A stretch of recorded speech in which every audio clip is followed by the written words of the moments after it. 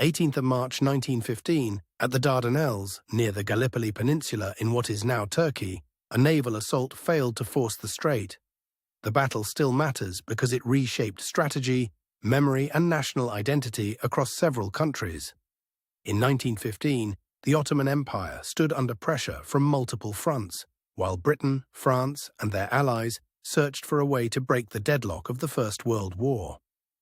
The Dardanelles offered both a military shortcut and a political gamble. The campaign was shaped by leaders carrying heavy expectations, commanders in London, Paris and Istanbul, and field officers who had to turn plans into action.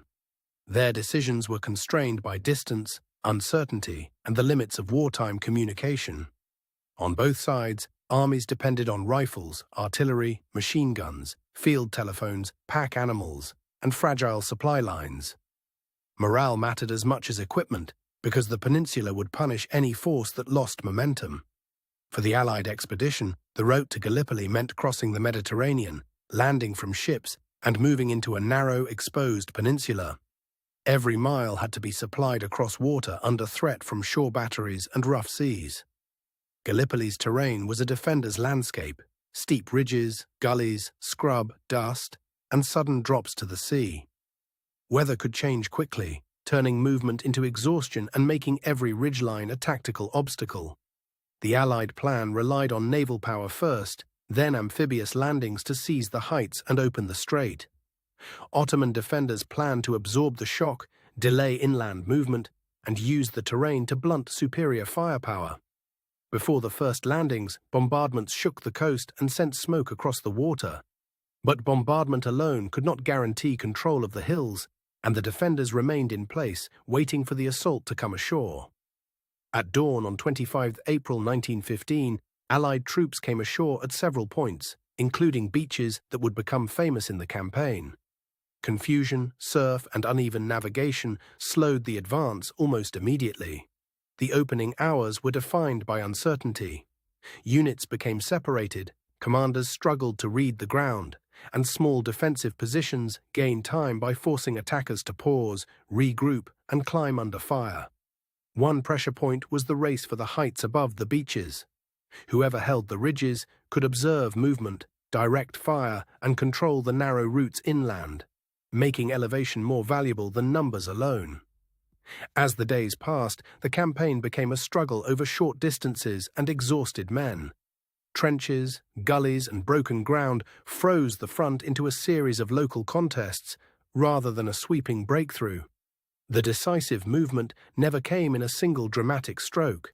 Instead, repeated attempts to widen the beachhead failed to produce the speed the Allies needed, while Ottoman counteractions kept the defenders' line intact.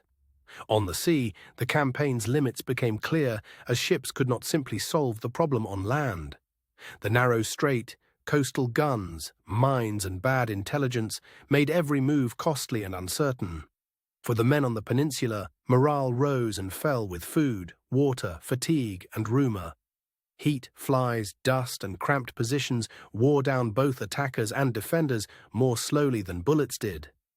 The Allied force drew on troops from Britain, France, Australia, New Zealand, and other parts of the empire, while the Ottoman defenders included a diverse and determined army. Gallipoli became a multinational battle of endurance. Supply was a constant struggle.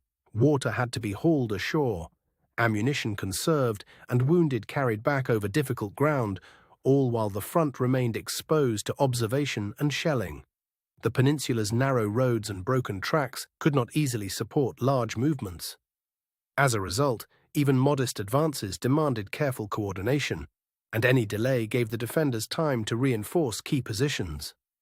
By late spring, the campaign had settled into attrition. Each side tried to improve its position with raids, artillery, and local pushes, but the broader strategic result remained stubbornly out of reach.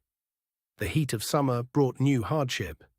Dust, thirst, and illness added to the strain, and the battlefield became as much a test of endurance and sanitation as of courage or tactics. Some attacks aimed to break the deadlock by concentrating force on a narrow sector. Yet the terrain favored defense, and even temporary gains were difficult to exploit before counter-pressure arrived. The defenders also faced strain, but they benefited from shorter interior lines and the ability to shift troops along the peninsula. Their success depended on discipline, timing, and a clear understanding of the ground. As the months wore on, the campaign's original promise faded. The Allied footholds remained vulnerable, and the hoped-for link between naval power and a rapid inland advance never fully materialized. Commanders searched for a way to restore momentum, but every new effort met the same basic problem: too little surprise, too little room, and too much time for the defense to react. The battle became a contest of patience. In the late summer, another major offensive opened with heavy expectations. It aimed to outflank entrenched positions and force a decision, but it again collided with difficult ground and alert defenders. The fighting showed how quickly plans could unravel when maps, weather, and timing did not match reality. Even brave units could not easily overcome confusion once the attack lost its rhythm. By autumn, the campaign had become strategically expensive and increasingly difficult to justify. The Allies had not achieved the breakthrough needed to change the wider war, and the peninsula remained contested. For the Ottoman side, holding Gallipoli became a powerful symbol of resilience. For the Allies, the campaign forced a hard reassessment of amphibious warfare, intelligence, and the limits of naval force alone. The evacuation that followed was one of the campaign's most carefully managed moments. In stages, troops and equipment were withdrawn under secrecy, showing that retreat could still be organized with precision. When the peninsula emptied, the battlefield itself seemed to hold the memory of the struggle.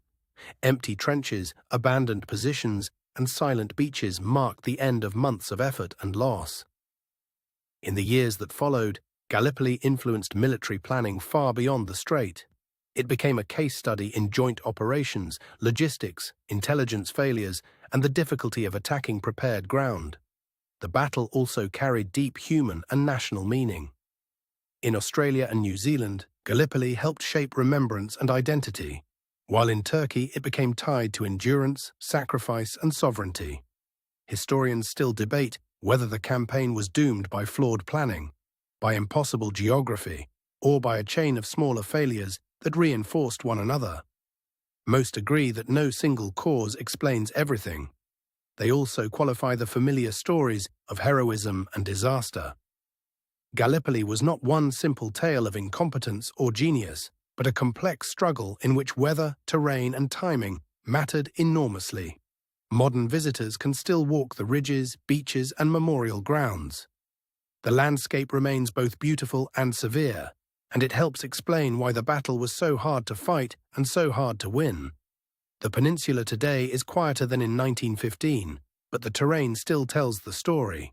Steep slopes, narrow approaches, and open water make the old tactical problems visible to anyone who looks closely.